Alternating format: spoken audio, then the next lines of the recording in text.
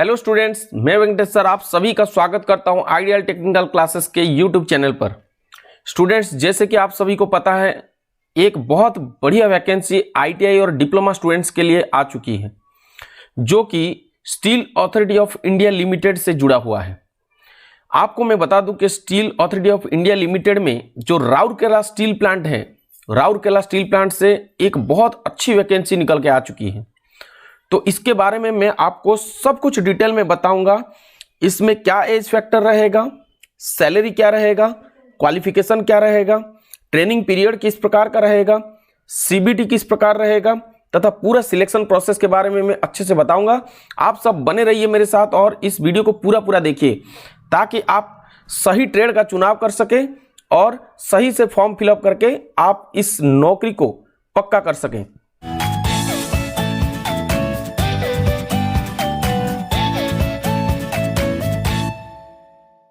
ये जो नोटिफिकेशन दिखा रहा हूं, ये steel authority of India limited से आया हुआ नोटिफिकेशन है, जो कि राउरकेला स्टील प्लांट जो कि उड़ीसा में स्थित है, वहां से उभर के आ चुकी है। ये जो नोटिफिकेशन है, ये अगर आप वेबसाइट खोलेंगे www.sel.co.in में, तो आपको ये नोटिफिकेशन डाउनलोड करने में मिल जाएगा और इसको पढ़ने के लिए भी मिल जाएगा। मैं इसके बारे में पूरा डिटेल में आपको बताता हूं। लगभग 6 चीजों के बारे में मैं आपको बताने वाला हूं। सबसे पहले जो ओपनिंग डेट है और क्लोजिंग डेट है वो मैं आपको क्लियर करा देता हूं। इसकी जो ओपनिंग डेट है वो 20 नवंबर को ओपनिंग रहेगा और इसका जो क्लोजिंग डेट है वो 16 दिसंबर को इसका क्लोजिंग डेट रहेगा। ये चीज को आप ध्यान रखिए, इसी के बीच में आपको फॉर्म फिलअप करना है। इसके साथ साथ आपको मैं बता दूं, राउरकेला स्टील प्लांट में जो वैकेंसी निकली है, इसमें 2 कैटेगरी की पोस्ट निकाली गई है, 1 नंबर पॉइंट और 2 number point for diploma and diploma के लिए, सब डिप्लोमा स्टूडेंट्स के लिए। ओके, और जो 3 नंबर कैटेगरी के जो पोस्ट निकाली गई है वो पूरे आईटीआई स्टूडेंट्स के लिए यहां आपको स्पष्ट तौर पे देखने को मिल सकता है। इसके साथ साथ मैं आपको बता दूं, जो डिप्लोमा स्टूडेंट्स के लिए यहां पे पोस्ट निकाली गई है, ये है ऑपरेटर कम technician boiler operator S3 grade के लिए है। S3 क्या है? S3 लेवल है सैलरी की।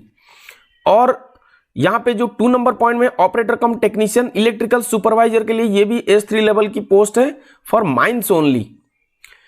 और जो 3 नंबर में है वो आईटीआई ट्रेनीज के लिए, अटेंडेंट कम टेक्नीशियन ट्रेनी के लिए 80 पोस्ट निकाली गई है। तो कुल मिला के ये है कि डिप्लोमा स्टूडेंट्स के लिए लगभग 30 पोस्ट और आईटीआई स्टूडेंट्स के लिए लगभग 80 पोस्ट की यहां वैकेंसी निकली हुई है।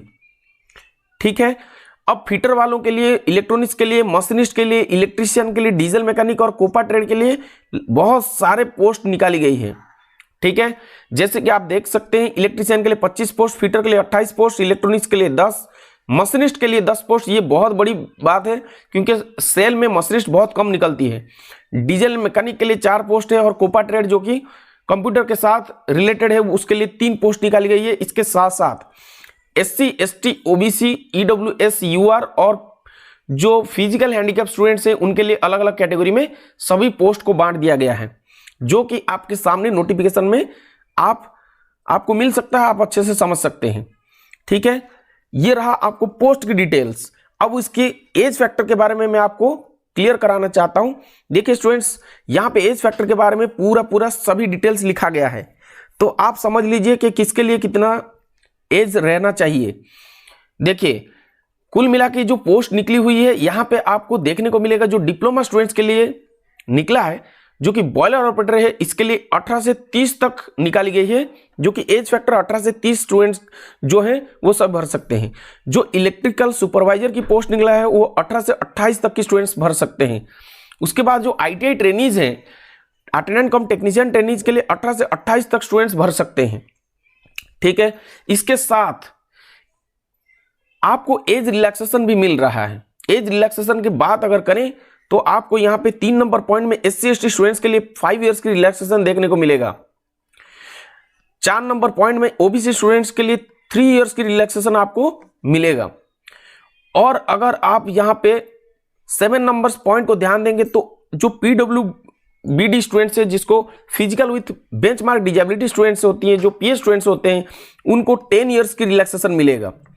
यहां पे और एक चीज बात है, अगर कोई फिजिकल हैंडीकैप स्टूडेंट्स अगर जनरल कैटेगरी में बिलोंग करता है तो उसको 10 इयर्स की रिलैक्सेशन मिलेगा। अगर SC/ST में बिलोंग्स करता है तो वो 15 ईयर्स की रिलैक्सेशन मिलेगा। अगर वो OBC को बिलोंग करता है तो वो उसको 13 ईयर्स की रिलैक्सेशन मिलेगा। ठीक है, इस चीज को आप ध्यान दीजिएगा। इसके बाद मैं आपको इसकी जो क्वालिफिकेशन है उसके बारे में भी थोड़ा सा बता दे रहा हूं, उसको आप ध्यान दीजिए कि डिप्लोमा स्टूडेंट्स को क्या जरूरत है एलिजिबिलिटी के लिए, कौन सा डॉक्यूमेंट उनको लगेगा, तथा ITI स्टूडेंट्स के लिए कौन सा डॉक्यूमेंट लगेगा। तो यहां पे ध्यान देने वाली बात यह है कि सभी डिप्लोमा स्टूडेंट्स के लिए मैट्रिकुलेशन विथ डिप्लोमा सर्टिफिकेट, इसके साथ साथ इतने में सफिशिएंट नहीं होगा, उनको एक एक्सपीरियंस सर्टिफिकेट मांगा है जो कि मैंडेटरी है। इसको अगर आप नहीं देते हैं तो आपका फॉर्म रिजेक्ट हो सकता है। तो डिप्लोमा स्टूडेंट्स के लिए 3 चीज चाहिए, एक है मैट्रिकुलेशन सर्टिफिकेट, ठीक है, दूसरा हो गया आपका डिप्लोमा सर्टिफिकेट, ये जरूरी है, और तीसरा है आपको एक्सपीरियंस सर्टिफिकेट। ठीक है, 3 चीज की जरूरत पड़ सकता है। इसके बाद जो ITI ट्रेनीज है उनके लिए क्या मैंडेटरी है ये देख लीजिए। ITI स्टूडेंट्स के लिए केवल 2 चीज की रिक्वायरमेंट है, एक है मैट्रिकुलेशन सर्टिफिकेट प्लस आपका जो मतलब ITI जो सर्टिफिकेट होता है, ठीक है, ITI सर्टिफिकेट यहां पे आपको देना होगा। अब मैं आपको इसकी सैलरी पैकेज के बारे में थोड़ा सा बता देता हूं। ये सैलरी पैकेज को आपको समझना बेहद जरूरी है, जो कि कोई भी YouTube वीडियो में आपको इस सैलरी पैकेज की क्लैरिटी आपको कोई नहीं बताएगा। जो जिस तरह से मैं आपको समझा रहा हूं अच्छे से समझ लीजिए। देखिए यहां पे डिप्लोमा स्टूडेंट्स के लिए कुल मिला के ये समझ लीजिए, जो डिप्लोमा स्टूडेंट्स हैं और ITI स्टूडेंट्स हैं उनको कितना सैलरी मिलेगा, उनका बेसिक क्या है। यहां पे देखिए डिप्लोमा स्टूडेंट्स के लिए 26,600 से लेके 38,920 तक ये उनका बेसिक रहेगा विथ 3% इंक्रीमेंट के साथ। और जो ITI स्टूडेंट्स के लिए है वो भी 25,070 से लेके 35,070 तक ये बेसिक रहेगा विथ 3% इंक्रीमेंट के साथ। जो ITI के स्टूडेंट्स हैं वो S1 लेवल के आएंगे, जो डिप्लोमा के स्टूडेंट्स हैं वो S3 लेवल के जो पे ग्रेड है उस लेवल में आएंगे। ठीक है, तो इससे आपको तो ज्यादा समझ में नहीं आ रहा होगा कि सैलरी कितना मिलेगा, थोड़ा सा और क्लैरिटी के साथ बता देता हूं।